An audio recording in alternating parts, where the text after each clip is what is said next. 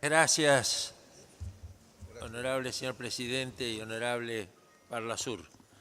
Me he propuesto hacer uso de la palabra por cuanto creo que estamos viviendo algunas vicisitudes que, como bien se va a decir recién, amenazan peligrar la existencia misma del Mercosur o por lo menos de prácticamente estéril actuación. Creo que me interesa mucho la ocupación y de la ocupación con finalidades más específicas y que concernían precisamente al cono sur, porque somos Mercosur y dice sur, sin perjuicio de que se acreciente la integración de esos países. Hubo dos ABC, el primer ABC que era antibélico, en plena guerra mundial, la primera, la que ayer se celebraron el centenario de su finalización. Eran Argentina, Brasil y Chile en un pacto antibélico para evitar que los países latinoamericanos entraran en la guerra y formaran parte de esa conflagración que estaba adquiriendo monumentales dimensiones perniciosas para la vida de millones de personas. Luego hubo un segundo ABC, un ABC que ya apuntaba protointegración, era un preliminar para lo económico y lo social. Eran también la Argentina, el Brasil y Chile.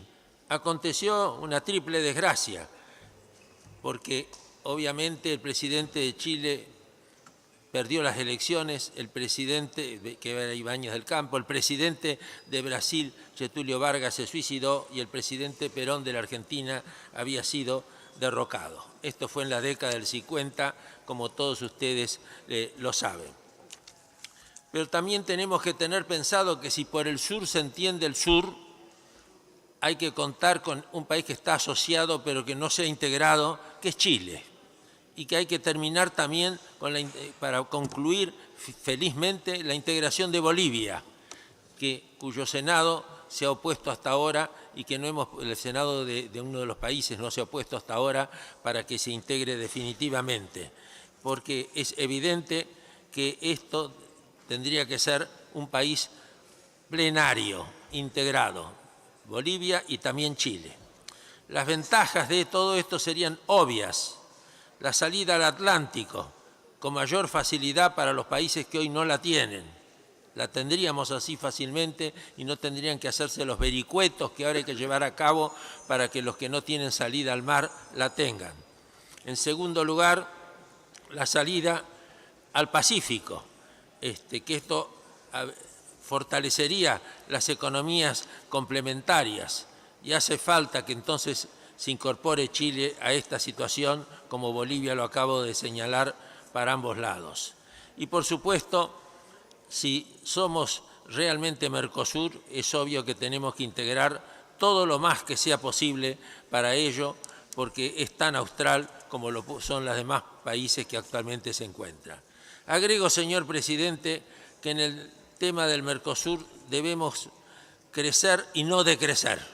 Hay momentos en que tengo la sensación de que estamos decreciendo, que nos estamos debilitando. Hay un tratado que nunca termina de finiquitarse con la Unión Europea, como bien se señalaba hoy, y que necesitamos más información, y que sufre dificultades, y que necesitamos fortalecernos para que de alguna manera el lobby francés no sea tan poderoso que impida él por solo ese hecho interrumpir la posibilidad de algo que lleva más de una década de negociación. De mercado común tenemos evidentemente muy poco por las asimetrías.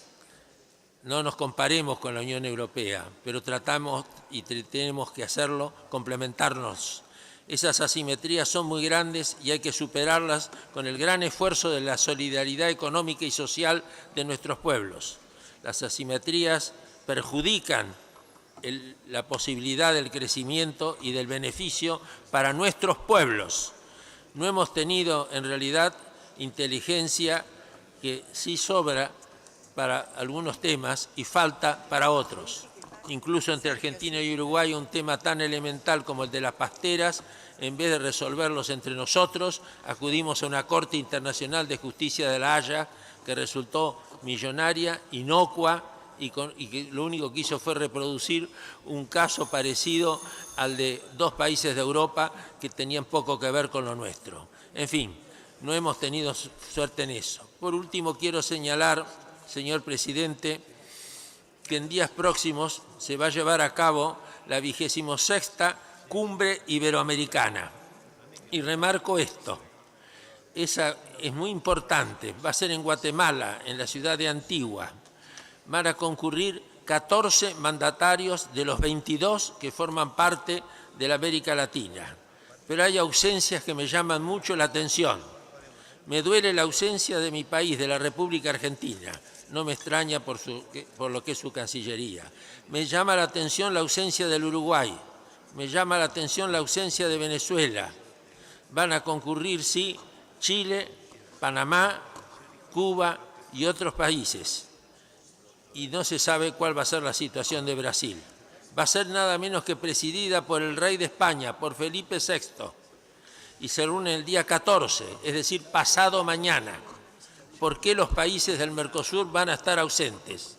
¿Por qué no va a haber una representación en una conferencia cumbre que se hace casi todos los años o año por medio y que tiene tanta importancia y que es el escenario adecuado para que podamos decir todo lo que sentimos, lo que queremos y lo que nos niegan?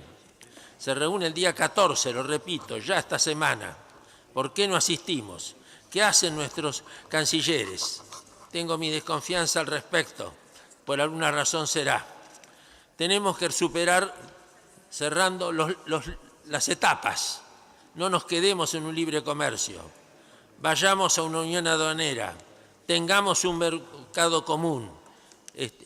Ni siquiera el pasaporte que dice pasaporte del mercado común es verdad. Lo tengo aquí en el bolsillo. Lo leo y me da tristeza.